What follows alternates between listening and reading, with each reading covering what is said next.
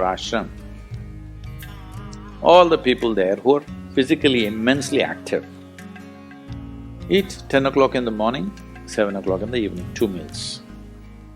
How many doctors have been telling me that they will die of malnourishment, this will happen, that will happen, you must do this, you must do that.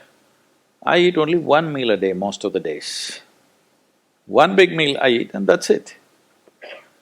And doctors telling me, no, Sadhguru, the way you're traveling, this will happen, that will happen, you must eat at least once in 4 hours, something you must eat.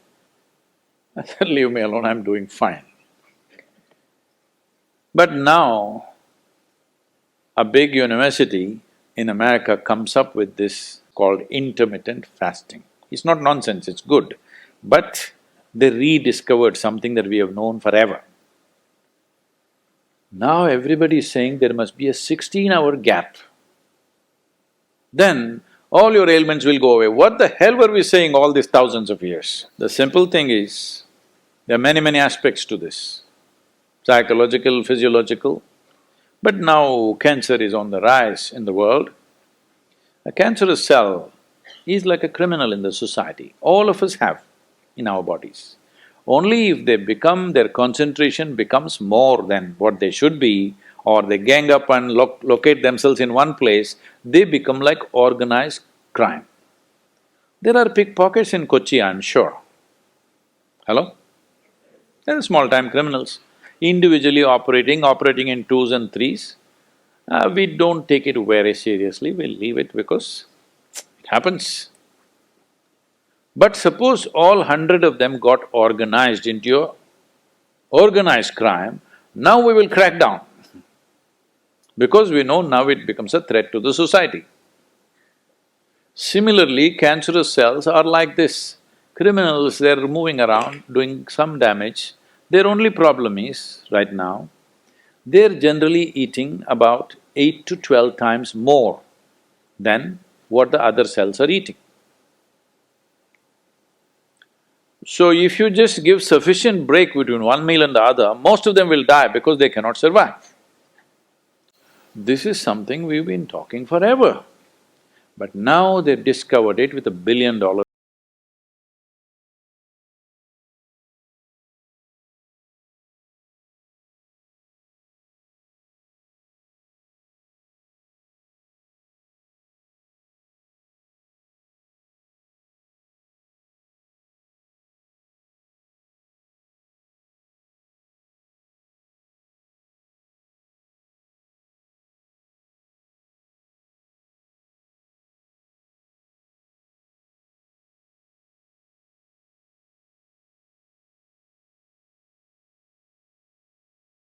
Hunger are two different things. Hunger means your energy levels start dropping. But empty stomach is a good thing. In the yogic sciences, today modern science also is coming in line with this. But what we know by our experience, you will spend $1 billion to come there. Because research is all about how many $1 million, that's how it is. Your body and your brain works at its best only when your stomach is empty. So we always make sure we eat in such a way, how much ever we eat, our stomach must be always empty within 2 to 2.5 hours' time maximum. So we go to bed hungry always. People think they cannot sleep. They can sleep. On an average, for 25 years on an average, I slept only 2.5 to 3 hours. These days I'm getting little lazy and sleeping anywhere between 3.5 to 4.5 hours, in spite of the level of travel that I have. When I say level of travel, if I say my level of travel in the next few days, you will fall off your chair. Yes? Should I tell you? No, not necessarily. Because in the next 10 days, I'm in 5 different countries, doing I don't know how many events, all kinds of events. So, you're able to keep this up simply because you don't overeat. It's very important. Everybody eats 2 meals, I generally eat only 1 meal, 4:35 in the evening, because I don't like to sit in front of the plate and worry about how much to eat. I like to eat well. So, 4:35 in the evening if I eat a meal, it's only next day. Is this enough? Am I looking okay? Hello? Because any correction and purification that needs to happen in the body, your stomach needs to be empty, it's very, very important. Otherwise, the purification on the cellular level will not happen. You pile up things and then you have all kinds of problems.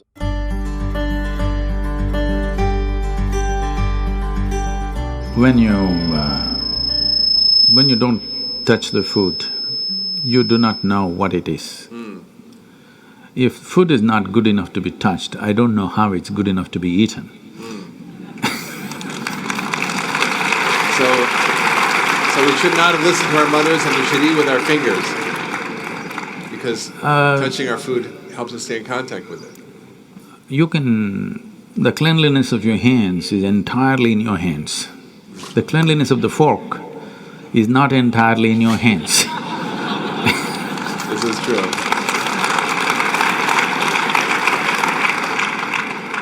And nobody else but you have used these hands. So, there is an assurance as to how clean or not clean it is right now. The fork, you do not know who's used it, how they've used it, for what they used it. And all they have to do is wipe it with a tissue and give it to you and it looks pretty clean. Above all, you don't feel the food. The first thing that's been taught to us is, if food appears in front of you, to hold your hands upon the food for a few moments, just to feel how the food is. If something appears on my plate, if I just feel this, I know what to eat and what not to eat, what I should not eat. I don't taste it and then reject it, I just don't eat. Because my hands are the first level, not tasting in the sense the tongue tastes, but knowing the food. First thing is knowing the food. You want to know a person, you guys go and shake their hands. I'm usually avoiding that, but That's a good strategy. But the food that's going to become a part of you, first thing is your hands. Even if you physically don't touch it, just being conscious and being there, it clearly tells you how the food will behave within you. Whether this particular food on this particular day, should it go into you or not, because every day your body is not the same thing. Every day, every moment it's different. If you feel the food, you just know whether this food has to go into you on this day or not. If that much awareness is brought in, we don't have to go on telling people what they should eat. Every meal they must decide what they should eat in that meal.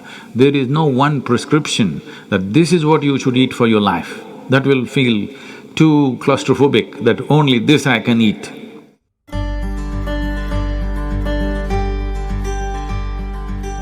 Your selection of food and consumption of food also must happen consciously. More than what you eat, how you eat it is also equally important. When I say how you eat it, these are all live substances. Every one of them had a life of their own, whether it's a plant, animal, vegetable, every one of them had a life of their own.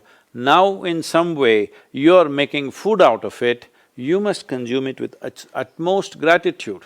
If you approach it with a certain sense of gratitude and reverence towards the food that you eat, when I say reverence, it may feel like too much for you, but I'm asking you, let's say we put you in a room and you had nothing to eat for 5 days.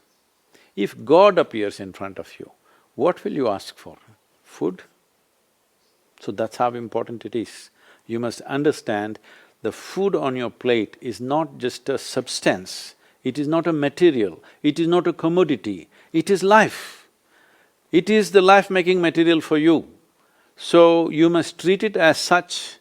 Right now, when it's on the plate, when it's out there, it has no value, but the moment you consume it and it becomes your flesh and blood, now suddenly it's of immense value. Why do we live like this? It's very important, when it comes on your plate itself, you must treat it as a part of yourself.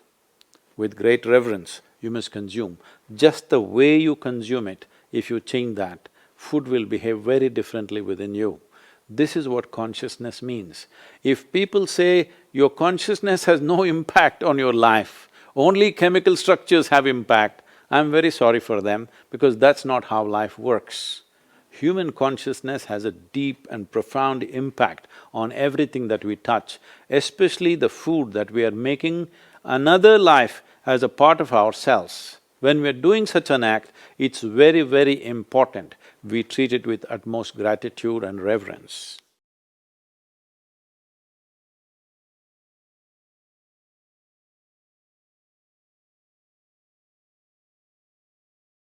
Habit means you are functioning unconsciously.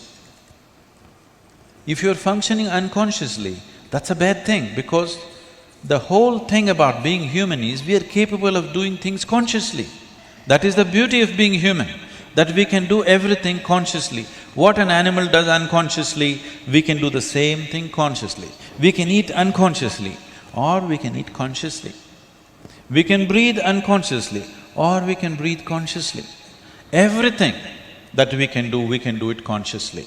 The moment we do something consciously, suddenly that human being looks very refined and wonderful. Just because somebody walks and speaks consciously, doesn't he become a beautiful human being? Yes or no? That's all. So why is it that we are trying to develop habits as if there's a good thing? Habit means fixed realities, where you don't have to think. You get up in the morning and it'll happen to you. No, don't try to automize your life. That is not efficiency, that is the efficiency of the machine. This one is supposed to function intelligently and consciously. Nobody is expecting it to function like a machine. So, about food and stuff, food must be suitable for the body that we eat for. It is for the body. This is a building material for this body, the food that you're eating. What is the appropriate food? Unfortunately, is all messed up right now. Traditionally, we ate very sensibly in this country, but these 1,000 years of innovations have brought other kinds of food cultures, and today the national diet is pizza or pasta. What is it? Which is one? I don't know. Both were competing. So, we are losing our sense about food. It's definitely time to look at what is the most suitable thing. If I go into that food, it's a very long process, but you must experiment with food. Not just by the tongue, but by the body. You eat something today and see, just learn to observe how agile and how active your body feels after eating this food. If it feels like it wants to go to the grave, that's not good food. If it feels like it wants to be alive after eating this, except coffee, because that's a stimulant. If you eat food and your body feels very agile and alive, that means it's good food, body is liking it. If you eat something, it feels dull, that means it's not liking it, it's having difficulty with it, that's why it feels dull. So just on this basis, there's a much… this is a very simplistic way of putting it.